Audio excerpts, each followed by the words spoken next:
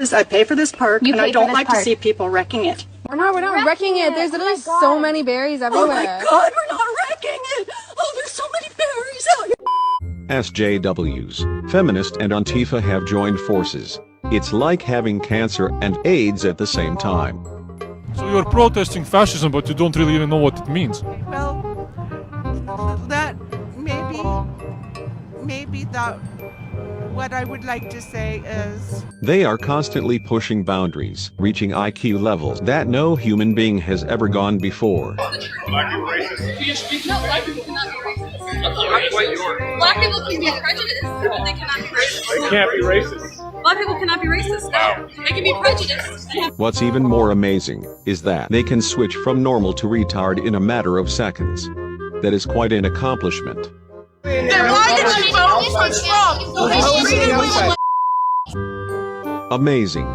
Meet some of the newest snowflakes of this year. Here's an unpopular opinion. We shouldn't respect a woman because she's a woman, and we shouldn't respect a man because he's a man. We should respect people who deserve respect. Now, it's absolutely and utterly impossible for me to respect a movement like this. What's wrong with it?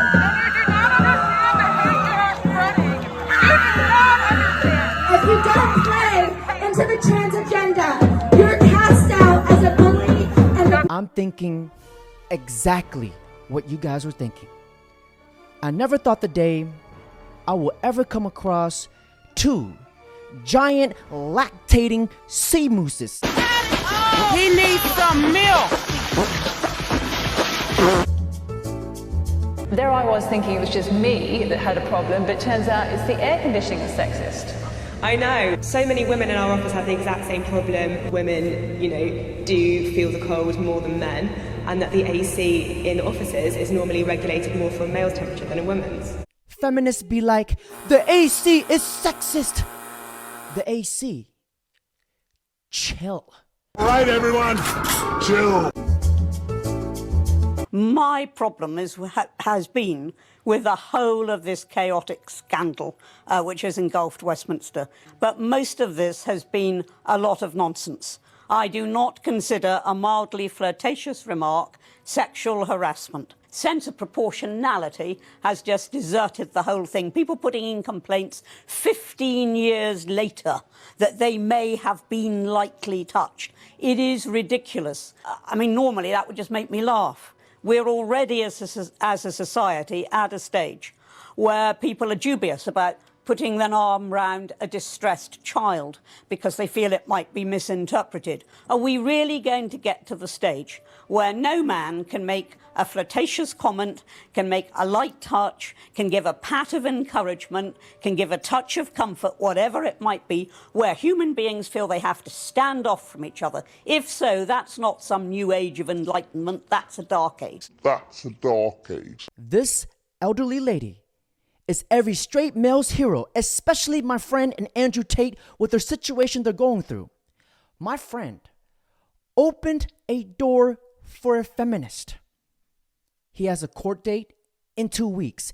I want to say I'm sorry for the things I've done, and I try and be stronger. Let me ask you this. What physical, personal compliment could I pay you that wouldn't offend you?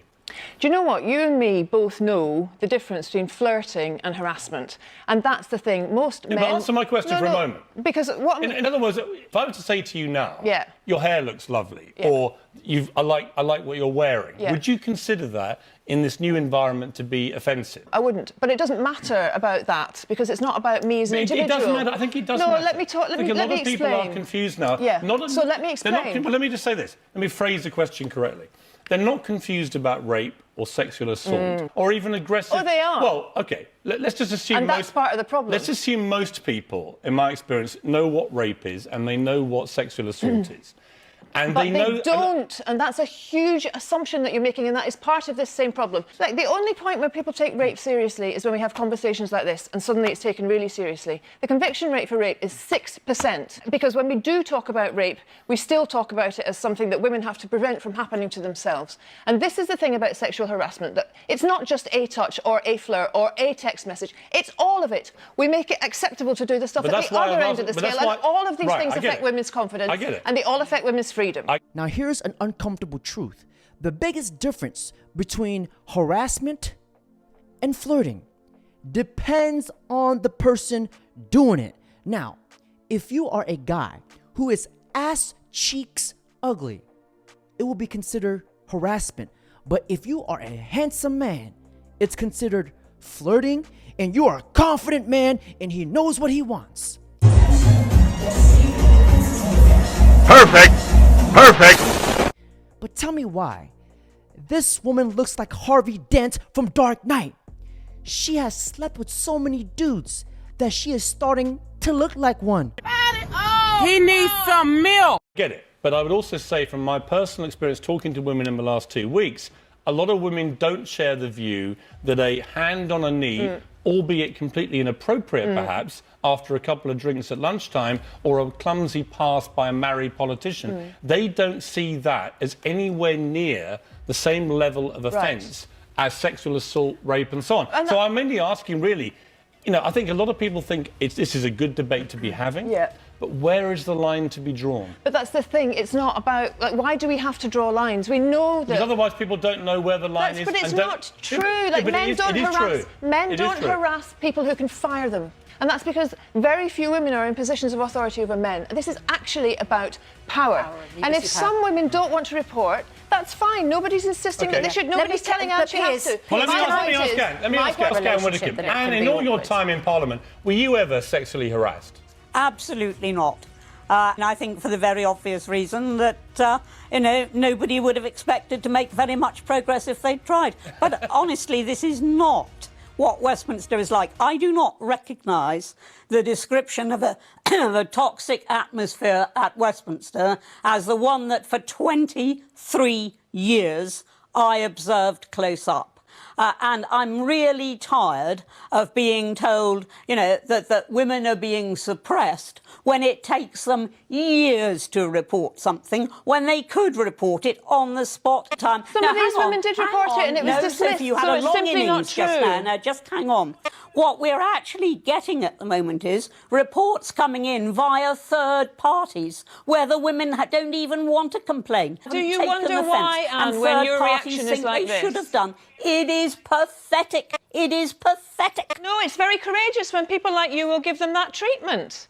Actually standing up to your harassers and standing up to people like you who belittle people's experiences, actually it's the bravest thing. Of course, this doesn't just apply to women.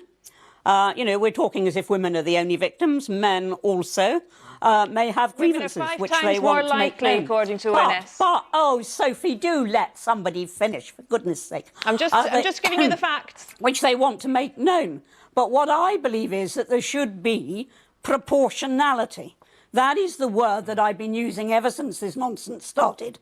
There is proportionality. What is serious should always be taken seriously. What is trivial isn't worth wasting the time on. And most of this stuff, where even the women themselves don't want to complain, is trivial.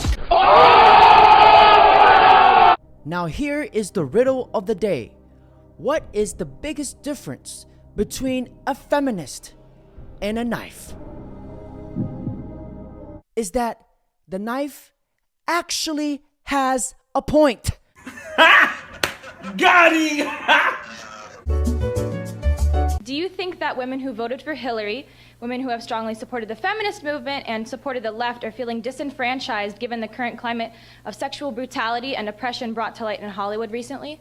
So I think that people have a willingness to blind themselves to facts that they don't want to see. And so what I've seen a lot is people saying, well, the problem of sexual harassment isn't unique to Hollywood and has nothing to do with our culture regarding sex, a leftist culture regarding sex. No, it has to do generally with men, right? It has to do generally with American society. It has to do generally with power relationships. It's funny how everybody is willing to generalize as soon as their ox is gored.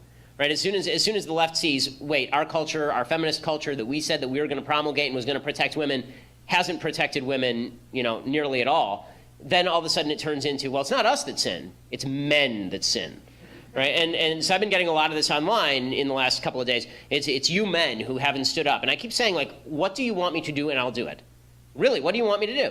Like, if you show me a rapist like Harvey Weinstein allegedly is, then I will say send him to jail or castrate him. Right? Like, this is not difficult. But if you just say to me, you don't acknowledge the rape culture, again, I need you to define that, and I need you to explain to me what I did. Like, really? I didn't do anything. And I think the vast majority of people in this room didn't do anything. And if they did do something, then maybe people should report it to the police, because that seems to me the best way to root out evil is to actually have law enforcement get involved. So the left is, so the question of what the left is doing about this, do they feel disenfranchised?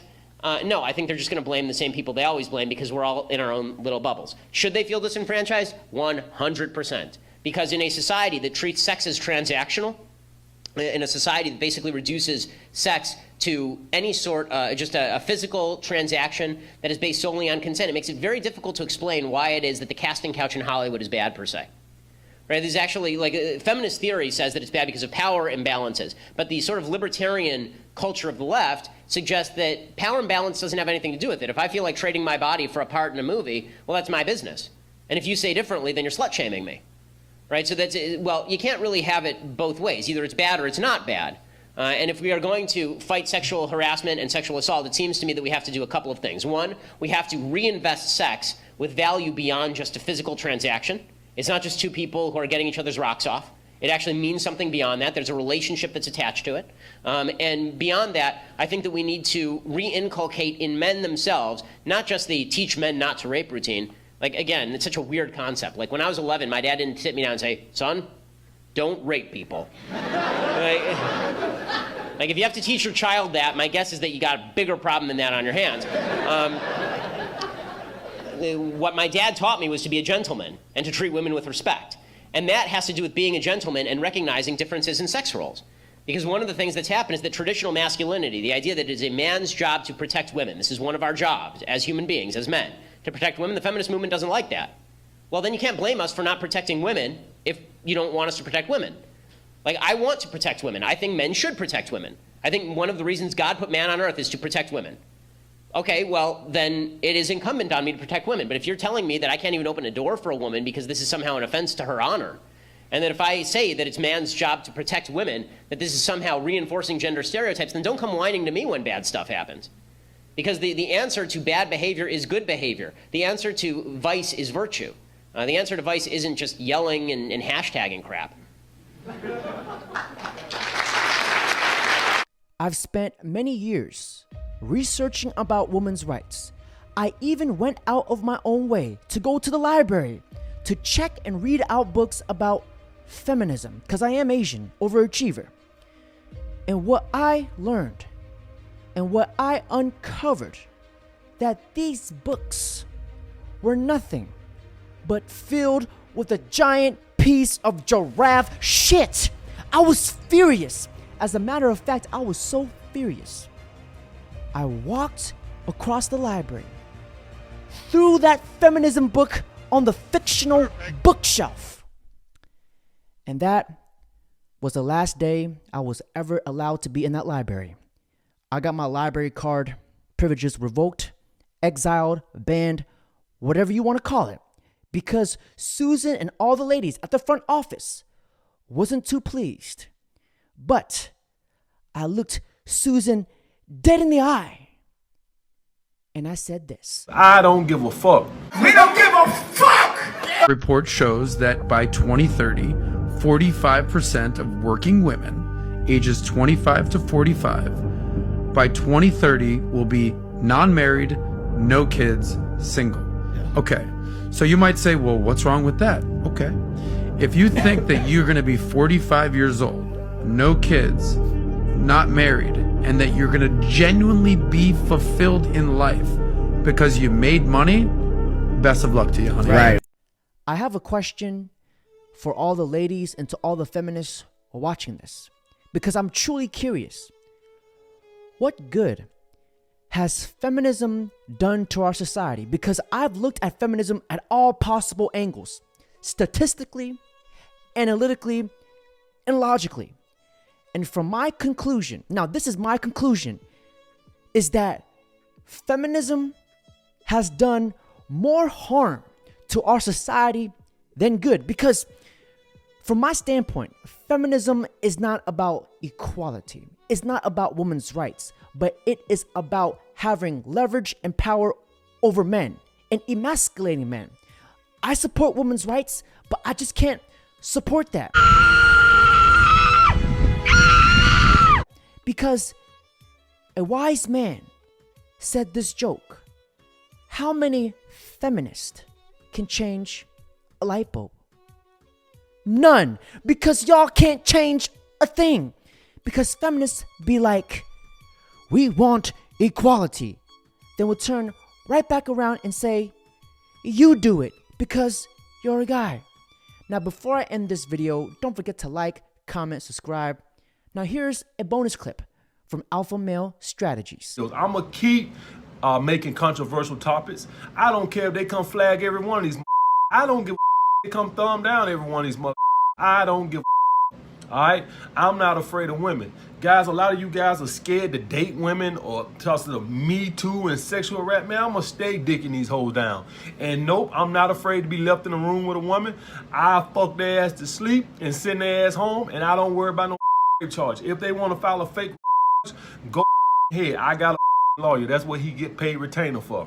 I'm not afraid of women. I'm just going to live my life